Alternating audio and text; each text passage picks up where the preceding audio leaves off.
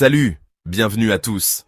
Parlons d'un sujet qui fait pas mal de bruit en ce moment, un sujet épineux qui met en lumière les complexités des relations internationales et les défis de la politique intérieure. Je parle bien sûr des relations entre la France et l'Algérie.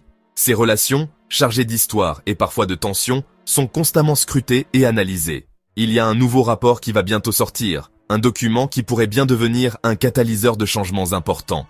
Ce rapport porte sur l'accord de 1968 entre les deux pays. Un accord qui, bien que vieux de plusieurs décennies, continue de façonner les réalités migratoires et sociales. Et honnêtement, ça pourrait bien secouer les choses. Les enjeux sont considérables, et les conséquences potentielles de ce rapport sont loin d'être négligeables. Certains à Paris disent même, dans les couloirs du pouvoir et les cercles politiques influents, que c'est comme de la nitroglycérine, une substance instable et potentiellement dévastatrice. C'est dire à quel point ça pourrait être explosif, capable de raviver des tensions latentes et de provoquer une crise diplomatique majeure. Alors, c'est quoi cet accord de 1968 ? Pourquoi suscite-t-il autant de passion et de controverses aujourd'hui ? Eh bien, depuis 1968, depuis plus de 50 ans, il régule la façon dont les ressortissants algériens peuvent vivre et travailler en France. Il définit les conditions d'entrée, de séjour et d'emploi pour les citoyens algériens sur le territoire français. Pendant des décennies, ça a été un pilier de leurs relations. Un cadre juridique stable qui a permis de gérer les flux migratoires et de favoriser les échanges économiques et culturels.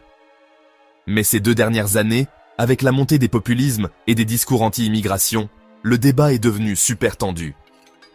L'accord de 1968 est devenu une cible privilégiée des critiques et des revendications politiques.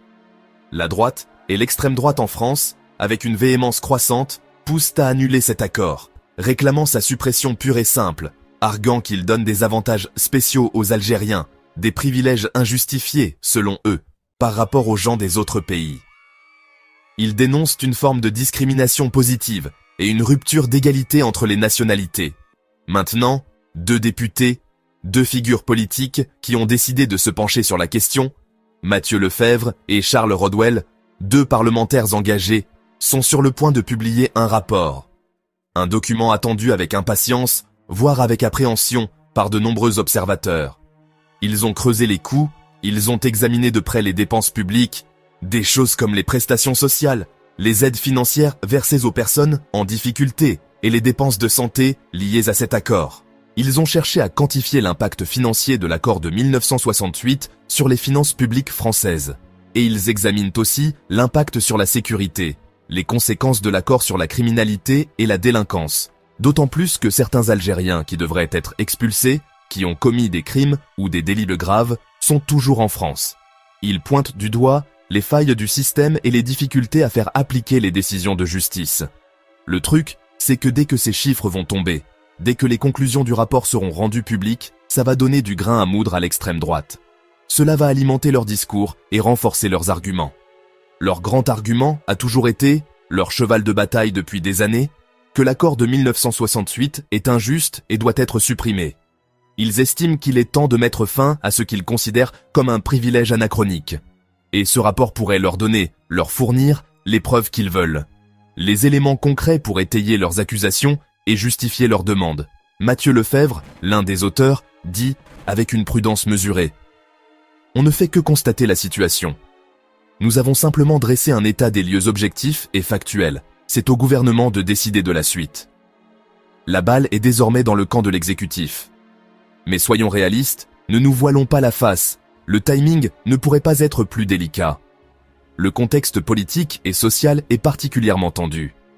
Un conseiller proche du Premier ministre Bayrou, une source bien informée au cœur du pouvoir, a même admis que le rapport est potentiellement qu'il représente un danger réel de la nitroglycérine, une bombe à retardement pour les relations franco-algériennes, pour la stabilité de ce partenariat fragile qui sont déjà tendus depuis l'été dernier.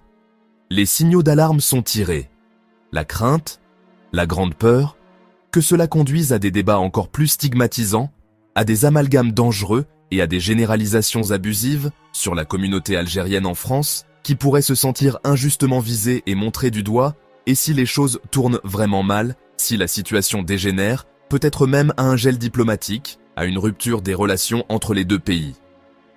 Alors, En attendant ce rapport, dans cette atmosphère d'incertitude et d'inquiétude, la question est, la grande interrogation qui plane, cela va-t-il aider à arranger les choses, à apaiser les tensions et à trouver des solutions constructives, ou juste aggraver la crise? L'avenir nous le dira. Dites-moi ce que vous en pensez dans les commentaires. Votre opinion compte. Abonnez-vous pour plus d'infos sur cette histoire, restez connectés pour suivre l'évolution de cette affaire complexe.